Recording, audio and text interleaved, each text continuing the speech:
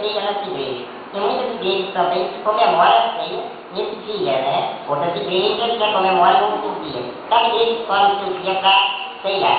O que é a ceia? A ceia é um ato memorial. É um ato em que nós meditamos na morte de Cristo, meditamos na crucificação de Cristo, nos traços de suas mãos, na coroa de espinho e no plano principal, no plano eficaz de Jesus. Ou seja, Jesus venceu a morte. Jesus veio nos trazer a salvação. Se Jesus veio nos trazer a salvação, se Jesus veio nos trazer paz, se Jesus veio transformar a nossa vida, por que não então, esse ato é melhorado? Não meditar, não refletir o que é a Santa Ceia.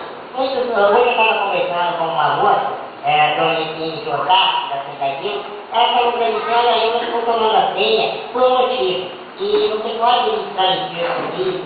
Eu falei para ela, que assunto você quer que isso aqui? É porque faz 6 dias lá eu estou na ceia, e eu não quero participar da ceia.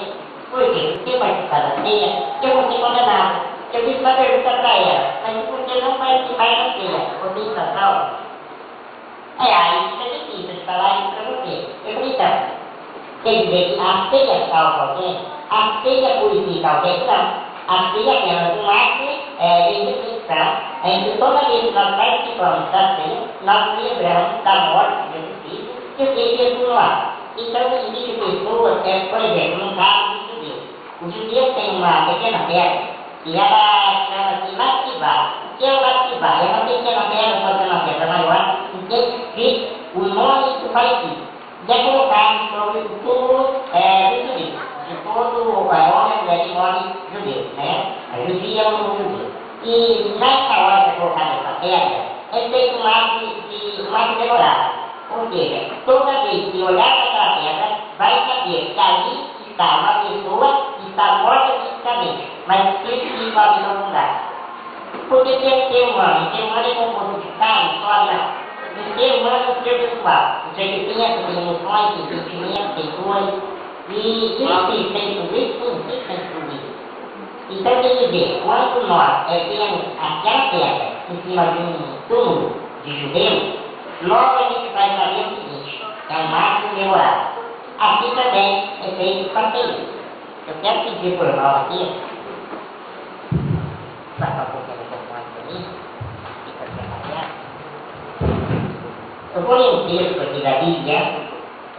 A importância da Santa Ceia.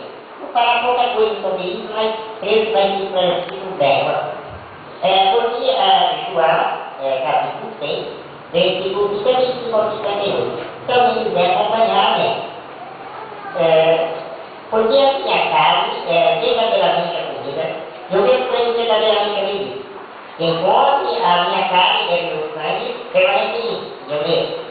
Assim como o Pai me disse e enviou, eu fiz meu Pai, assim que esse instrumento também será por mim. Este é o pão que é Deus do céu. Não é o caso do vosso Pai, que comer o maná e morrer. Quem comer este pão viverá para sempre. O que acontece? Quando o Senhor Jesus, ele está sendo estudado, a não queria dar, porque queria comida, queria bebida, e queria cura, mas não tinha um interesse principal, que era o interesse da salvação, o interesse de algo espiritual, sempre era algo material. Então isso levou Jesus a fazer isso. Então uma palavra dele, pai, vocês querem o pão físico, o pão que marca a fome de vocês, mas vocês não querem o pão espiritual. Então ele falou que como a minha carne e a sua carne tem que então, pergunta tudo isso que eu acabei de ler, né? Eu estou parafraseando o texto, mas é isso que quer dizer o texto em questão. E o que quer dizer com isso? É a ceia do Senhor.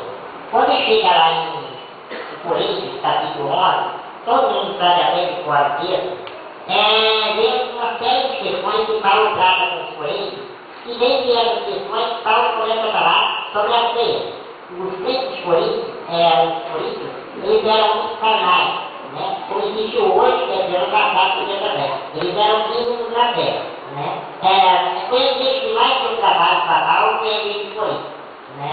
Uma das primeiras igrejas que já fez isso, mas é uma das principais igrejas que deu dor de cabeça para ele. E nessa questão ia ser claro. e tem que se comer o corpo do Senhor, tem que beber o seu sangue, morrer aí. Aí chega alguém frente e fala, mas Valtinho, se eu tiver pecado, eu não posso participar da ceia. Porque a Bíblia lá diz que quem comer ou beber fisicamente será culpado do corpo e do sangue do Senhor. Bem, existe como que eu vou dizer, um provérbio teológico, um ditado teológico da terra, que diz que texto fora do seu contexto é proibido. Então não adianta eu pegar um texto e querer interpretar e esconder mesmo. E lá acabou pronto. Olha, se você adulterou, se você matou, se você roubou, se você odiou, não participe da ceia. Beleza, não sabe, eu não participo da ceia, bem. Acha que está retraindo, né? Está cuidando da roupa, está certinho. E vai ter vezes que você não participa da ceia. E isso aconteceu muito. Mas o pecado que Paulo fala aí, que é esse pecado?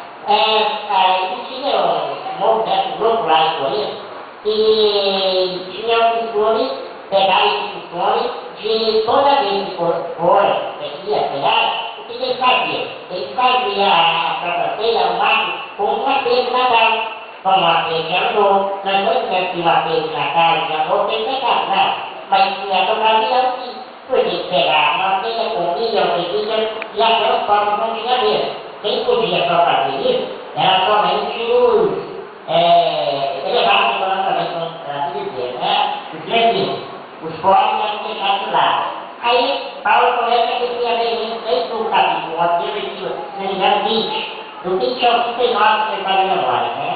E aí Paulo começa a descrever ele, porque eles reuniam, bebiam, comiam e não davam valor à refeição para aquilo. É a mesma coisa de hoje, nós chegamos com o carro, chegamos com o pão, né? Que representa o corpo, tem o olho, é uma metáfora, ali é uma metáfora, tem uma coisa que verdadeiramente é o corpo e verdadeiramente é o sangue. Não é bem isso não, para mim é uma metáfora.